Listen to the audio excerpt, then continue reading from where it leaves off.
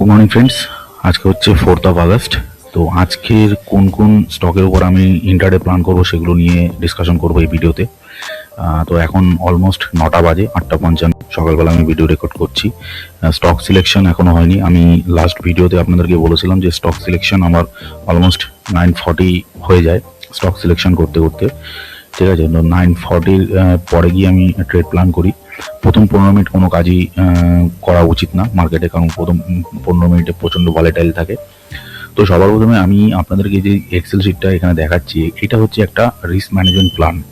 ঠিক আছে, এখানে প্ল্যানিং রয়েছে সুইং ট্রেড রিস্ক ম্যানেজমেন্ট। আমার সুইং ট্রেড এবং ইন্টারডে যেগুলো আছে সেগুলো আমি এই ট্রেডের উপরে এখানে যে রিস্ক ম্যানেজমেন্টের যে প্ল্যানিংটা আছে সেই প্ল্যানিংয়ের উপরেই আমি কাজ করি। এর আগে একটা ভিডিওতে আমি আপনাদেরকে পুরো ডিটেলে এই এক্সেল শিটটার ব্যাপারে আপনাদের সঙ্গে কথা বলেছি। দেখুন, মার্কেটে যখন আপনি কাজ করবেন না, রিস্ক ম্যানেজমেন্ট কিন্তু খুব ইম্পর্টেন্ট। রিস্ক ম্যানেজমেন্ট যদি আপনি না করেন, স্টপ লস মেনটেন না করেন, কতটা রিস্ক আপনি দেবেন, প্রতিদিনের রিস্ক অ্যাপিটাইট কত, সেগুলো যদি আপনার প্রিডিফাইন না থাকে তাহলে গিয়ে কিন্তু প্রবলেম। এখানে দেখুন, আমি এটা যে শিটটা আপনাদেরকে দেখাচ্ছি, এই শিটের উপর বেস করে কিন্তু আমার প্রতিদিনের প্ল্যানিং হয়। ঠিক আছে, তো এটা এখানে আপনারা দেখতে পাচ্ছেন। এটা আমি জাস্ট আপনাদেরকে দেখানোর জন্য, দেখুন এখানে 5000 ক্যাপিটালের উপর এখানে প্ল্যানিং রয়েছে। ঠিক আছে, এখানে 5000 ক্যাপিটালের উপরে এখানে আমার যে ড্রডাউন 0.5%, 25 রুপিস, এইভাবে হিসাব করে এখানে পুরো প্ল্যানিং করা রয়েছে 1:6 রিস্ক রিওয়ার্ড রেশিওর সাথে। এখানে 10টা ট্রেড কমপ্লিট হবে, তারপরে কি আমি লেভেলে যাব। এখানে লেভেল টু লেভেল এখানে আমাকে কাজ করতে হবে। তো আমি এই রিস্কের উপরেই কাজ করছি, এই ব্লু প্রিন্টের উপরেই আমি কাজ করছি। এটা আমাকে ফুটপ্রিন্ট দিচ্ছে যে কতটা রিস্ক আমাকে প্রতিদিন নিতে হবে। ঠিক আছে, তো দেখুন এখানে যখনই আপনার এই লেভেলটা কমপ্লিট হয়ে যাবে, সেকেন্ড লেভেলে ঢোকার সময় আপনি কিন্তু এখানে যে আপনার ম্যাক্স যে ড্রডাউন ছিল, সেই ড্রডাউনের মানে 1:6 যেটা আছে 150 টাকা, সাপোজ আপনাদেরকে এক্সাম্পলের জন্য বলছি 150 টাকা, এই 150 টাকা 30% কিন্তু এখানে আমার পরের যে লেভেলটা আছে সেই লেভেলে প্ল্যানিং করা রয়েছে। ঠিক আছে, তো সেই হিসাবে আপনার যে প্রফিট যেটা আছে সেটা কিন্তু কম্পাউন্ডিং হয়ে এখানে চলে আসবে। ঠিক আছে, এবং এইখানে যে প্রফিটগুলো হবে সেটা আপনার এই যে 10টা ট্রেড আছে, এই 10টা ট্রেডের মধ্যে ইকুয়ালি ডিভাইড হয়ে যাবে। তো এইভাবে পুরো প্ল্যানিং করা রয়েছে, পুরো ব্লু প্রিন্ট। ঠিক আছে, তো প্রতিদিন আমি এটা হিসাব করি, আমি আমার রিস্ককে ম্যানেজ করি, আমার প্ল্যানিং আমি এক্সিকিউশন করি। ঠিক আছে, তো এটা আমি আপনাদেরকে একটু বলে দিলাম। এবার আমি সোজা চলে যাব চার্টে, এবং চার্টে আপনাদেরকে দেখাবো যে কিভাবে আজকের ট্রেডটা প্ল্যানিং করব। তো চলুন চার্টে যাওয়া যাক। দেখুন এখন প্রায় 9টা বাজে, 9টা বেজে গেছে। ঠিক আছে, 8:58 বাজে এখন। স্টক সিলেকশন তো হবে 9:30 পরে, আপনাদেরকে বলে দিলাম। মার্কেট এখনো চালু হয়নি। এটা হচ্ছে গিফট নিফটির চার্ট। ওকে, এটা গিফট নিফটির চার্ট রয়েছে। তো এখানে আমার প্ল্যানিংটা আমি করি সেটা আমি প্রত্যেকটা ভিডিওতে আপনাদের সঙ্গে শেয়ার করে থাকি, যে আমি হ্যামার প্যাটার্নের উপর কাজ করে থাকি। ঠিক আছে, হ্যামার ক্যান্ডেলস্টিক প্যাটার্ন। এবং এখানে একটা ইন্ডিকেটর আমি ইউজ করি, সেটা হচ্ছে pivot point. Pivot point standard বলে, আপনি যখন ইন্ডিকেটর সেকশনে যাবেন, এখানে পিভট পয়েন্ট স্ট্যান্ডার্ড বলে এখানে একটা ইন্ডিকেটর আছে। ওই ইন্ডিকেটর যখন আপনি প্লট করবেন, এটা আপনি দেখতে পাবেন যে অটোমেটিক সাপোর্ট রেজিস্ট্যান্স প্লট হয়ে আসছে।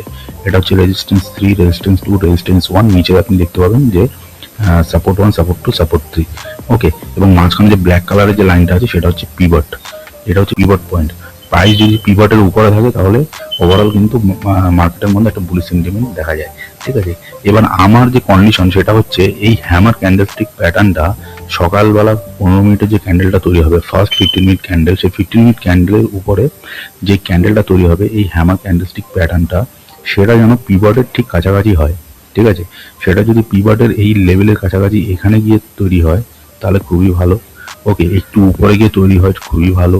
ওকে, যদি পিভটের নিচে গিয়ে তৈরি হয় তাহলে সেই ক্ষেত্রে একটু ডিস্টারবেন্স আছে। নেই, আমি আমার এন্ট্রি এক্সিট প্ল্যানিং আপনাদেরকে বলেছি।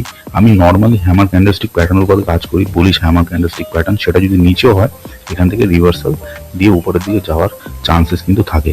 এবার আমি বলছি না যে 100% উপরে যাবে, নিচেও আসতে পারে। আপনাকে স্টপ লস মেনটেন করতে হবে, এবং এখানে যদি এই পিভটের নিচে হয় তাহলে আপনাকে এন্ট্রি এক্সিট প্ল্যানিংটা একটু বুঝে শুনে করতে হবে। আমি সবসময় কি করি, পুল ব্যাক এন্ট্রি নেই। এই হ্যামার ক্যান্ডেলটা তৈরি হলো, এখান থেকে মার্কেট একটু উপরে গেল, ওখান থেকে নিচে আবার যখন রিট্রেসমেন্টে আসলো, সেখানে যদি আমি কোনো সাপোর্ট 1, সাপোর্ট 2 যেখানে আমি পাই না কেন, প্রাইস অ্যাকশন ভালো দেখি, কিন্তু প্রিভিয়াস কোনো যে পিভট লাইন থাকে আগের দিনে, যেমন ধরুন এখানে পিভট একটা হচ্ছে, এখানে তৈরি হলো, এই পিছনে পিভট লাইন, এই পিভটে এন্ট্রি নেওয়ার প্ল্যানিং করলাম, স্টপ লস মেনটেন করলাম এই সাপোর্ট 2, সাপোর্ট 3 যাই হোক না কেন আপনার রিস্ক রিওয়ার্ডের সাথে, এবং উপরের দিকে টার্গেট একটা 1:2 মিনিমাম এখানে প্ল্যানিং করি। ঠিক আছে। তো আপনাদেরকে ওভারঅল আমি জানিয়ে দিলাম যে কিভাবে আমি প্ল্যানিং করি। আমি সবসময় হ্যামারের উপর কাজ করি এবং পুল ব্যাকে এন্ট্রি করে এখানে আমি দেখব যদি পিভটের উপরে তৈরি হয় তাহলে পিভটে এন্ট্রি নেওয়ার, ঠিক আছে। ফিবোনাকি মার্কিং করে মিনিমাম 0.5% গোল্ডেন রেশিওর কাছাকাছি, ওকে, ওখানে এন্ট্রি নেওয়ার প্ল্যানিং করি। তো দেখুন মার্কেট কিন্তু এখন স্টার্ট হবে, এখানে আপনারা দেখতে পাচ্ছেন জাস্ট এখন প্রি ওপেনিং চলছে, প্রি ওপেনিং মার্কেট এখন চালু হয়েছে। তো আমি স্টক সিলেকশন করব এবং আজকে কোন কোন স্টকের উপর কাজ করছি আপনাদেরকে আমি ওভারঅল ভিউ বলে দিলাম যে কিভাবে আমি প্ল্যানিং করব, কিভাবে প্ল্যান এক্সিকিউশন করব। প্ল্যানিং আমি আপনাদেরকে বলে দিলাম। এই 9:30টার পরে স্টক এক্সিকিউশন করে প্ল্যানিং করে তারপর আমি আপনাদেরকে দেখাচ্ছি যে আজকে কোন কোন স্টকের উপর এন্ট্রি নিলাম। যদি কোনো এন্ট্রি দেয় তাহলেই কাজ করব, না হলে কোনো কাজ করব না, ঠিক আছে। ফ্রেন্ডস এখন 10টা বাজে, তো আমি আমার stock selection process already complete করে দিয়েছি। আমি আপনাদেরকে বলেছি যে 9:40 থেকে আমি আমার স্টক সিলেকশন প্রসেস স্টার্ট করি। তো অলমোস্ট আমার 10 থেকে 15 মিনিট লাগলো।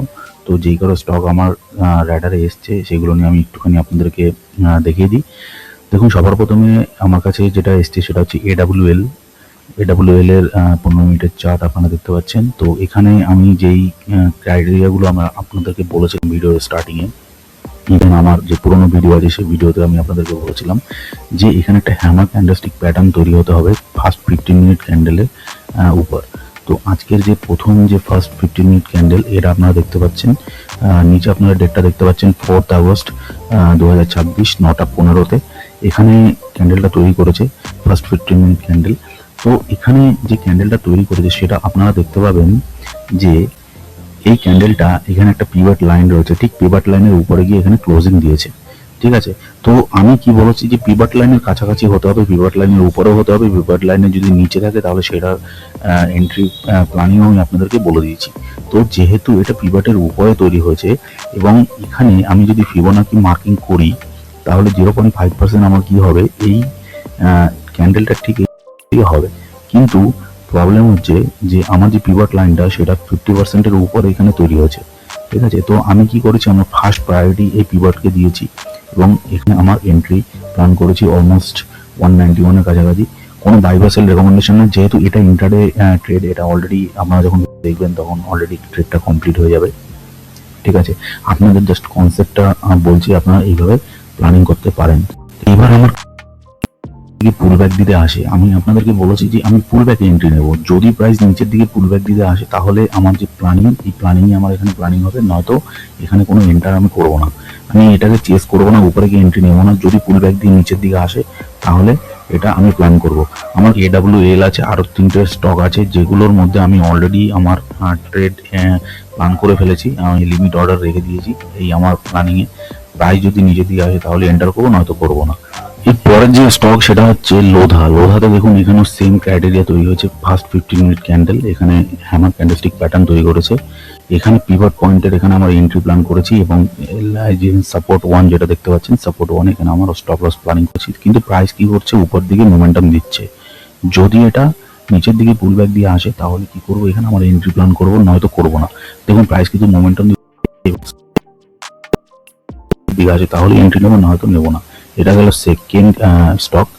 থার্ড যে স্টকটা আছে সেটা হচ্ছে আইটিসি লিমিটেডের 15 মিনিটের চার্ট সেম হয়েছে, কিন্তু এটার যেই ক্রাইটেরিয়াটা সেটা আপনারা দেখতে পাচ্ছেন যে পিভট লাইনের নিচে তৈরি হয়েছে হ্যামার ক্যান্ডেল, ঠিক আছে। তাহলে এটা আমি কি প্ল্যানিং করেছি, 0.5% এখানে প্ল্যানিং করেছি এবং প্রিভিয়াস যে রেজিস্ট্যান্স 1, ঠিক আছে, রেজিস্ট্যান্স 1 নিয়ার সাপোর্ট লেভেল, এখানে আমি আমার স্টপ লস প্ল্যান করেছি। যদি প্রাইস নিচের দিকে আসে, দেখুন রিজেকশন নিচ্ছে, যদি প্রাইস নিচের দিকে আসে 50% এন্ট্রি করবো এবং উপরের দিকে এটাকে 1:2 রিস্ক রিওয়ার্ড রেশিওর সাথে যদি ভালো মোমেন্টাম আসে, পিভটকে ব্রেকআউট দেয়, তাহলে এই রেজিস্ট্যান্স 1 অবধি সারাদিনের মধ্যে যদি কোনো ভালো মোমেন্টাম আসে, যদি এন্ট্রি দেয়, এখনো তো এন্ট্রি হয়নি, এখনো কিন্তু এন্ট্রি হয়নি, টোটাল কিন্তু যদি এটাকে ব্রেক করে ভালো মোমেন্টাম আসে তাহলে এই রেজিস্ট্যান্স 1, আজকে যে রেজিস্ট্যান্স 1 291 এর কাছাকাছি প্ল্যানিং করবো, দেখা যাক কি হয়। তো বন্ধুরা মার্কেট অলরেডি ক্লোজ হয়ে গেছে, 3:42 বাজে। তো সারাদিন আজকে মার্কেট পুরো সাইডওয়েজ ছিল। তো যে কটা স্টকে আজকে এন্ট্রি নিয়েছিলাম সকাল থেকে, আমি যেগুলো আপনাদেরকে অ্যানালাইসিস করে দেখালাম, প্রতিটা স্টকে কিন্তু আজকে কোনো মোমেন্টাম ছিল না, পুরো সাইডওয়েজ হয়ে গেছে। আপনি দেখতে পাচ্ছেন এখানে এডাব্লিউএল এর চার্ট, এডাব্লিউএল এর সকালবেলায় আমি আপনাদেরকে বলেছিলাম 15 মিনিটের চার্ট, 15 মিনিট হ্যামার, ওকে, এন্ট্রি হয়েছিল আমার এখানে, স্টপ লস কিন্তু এটাতে হয়নি। এখান থেকে দেখুন রিভার্স করে আবার সাইড হয়ে গেছে, এখানে অলমোস্ট এখানে ক্লোজ দিয়ে দিয়েছি আমি, অলমোস্ট এখানেই বেরিয়ে গেছি আমার মোটামুটি কস্ট টু কস্ট। তো কিছুই হয়নি আজকে। AWL আপনারা দেখলেন, একটাতে আজকে স্টপ লস হয়েছে, সেটাও আমি আপনাদেরকে একটু দেখিয়ে দিই। সেটা হচ্ছে ইন্ডিয়ান ব্যাংক, এটা তো আমি প্ল্যান করেছিলাম আজকে। তো এটাতে আজকে স্টপ লস হয়ে গেছে। আর তিনটে যেটা আছে তিনটেই পুরো সাইড ওয়েজ ছিল। দেখুন এটা স্টপ লস দিয়ে এটা হচ্ছে ইন্ডিয়ান হোটেলের 15 মিনিটের চার্ট দেখতে পাচ্ছেন। তো এখানে দেখুন এখানে হ্যামার হয়েছিল, ওকে এখানে হ্যামার হয়েছিল। তো আমি নিয়েছিলাম এই যে আগের দিনের যে পিভটটা আপনাদেরকে আমি বলেছি, সকালেই বলেছি যে এখানে এই পিভটে এন্ট্রি নিয়েছি। প্রাইস কিন্তু এখান থেকে একটা ড্রাস্টিক ফল এসে আমাকে এখানে S2-তে SL দিয়ে দিয়েছে। SL দিয়ে এখানে দেখুন প্রাইস আবার মোমেন্টাম দিয়ে উপরের দিকে গিয়ে ক্লোজ দিয়েছে। ঠিক আছে, স্টপ লস তো হয়ে গেছে, কোনো ব্যাপার না। দেখুন স্টপ লস এখানে দিয়ে দিয়েছে, তো এটা তো কোনো কিছু হয়নি, একটা স্টপ লস। আর একটা যেটা নিয়েছিলাম আমি সেটা হচ্ছে আইটিসি তো কোনো কিছু হয়নি টোটালি। আজকে মার্কেটের মধ্যে এমনি তো একটা প্যানিক সেলিং এসছে আজকে। আমার সুইং ট্রেডিং এ যেগুলো স্টক ছিল সেগুলো আজকে একদম ফালতু পারফর্ম করেছে, কোনো কিছুই আজকে ভালো হয়নি। দেখুন এখানেও এটাও আজকে সাইড হয়ে গেছে। তো মার্কেটের মধ্যে তো এটা হচ্ছে আইটিসির 15 মিনিটের চার্ট আপনারা দেখতে পাচ্ছেন। সকালবেলা আমি অ্যানালাইসিস করে বলেছিলাম, দেখুন হ্যামার তৈরি হয়েছে এখানে। আমি এখানে এন্ট্রি নিয়েছি অলমোস্ট এই পিভট লেভেলের কাছাকাছি, ঠিক আছে। তো এখান থেকে এন্ট্রি তো হয়েছে, হয়ে পুল ব্যাক দিয়েছে, পুল ব্যাক দিয়ে এখান থেকে আপনার ভালো একটা মোমেন্টাম দিচ্ছিল, কিন্তু অ্যাগেইন সাইড হয়ে গেছে।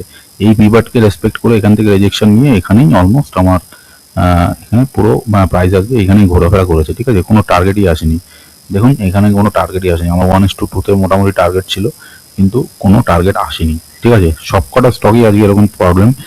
আর একটা নিয়েছিলাম লোধাতে ভেবেছিলাম এন্ট্রি দেবে না, কিন্তু লাস্ট মোমেন্টে এসে লোধাতেও এন্ট্রি দিয়েছে, কিন্তু কোনো কাজ হয়নি, ঠিক আছে। লোধাটাও আমি আপনাদেরকে একবার দেখিয়ে দিই।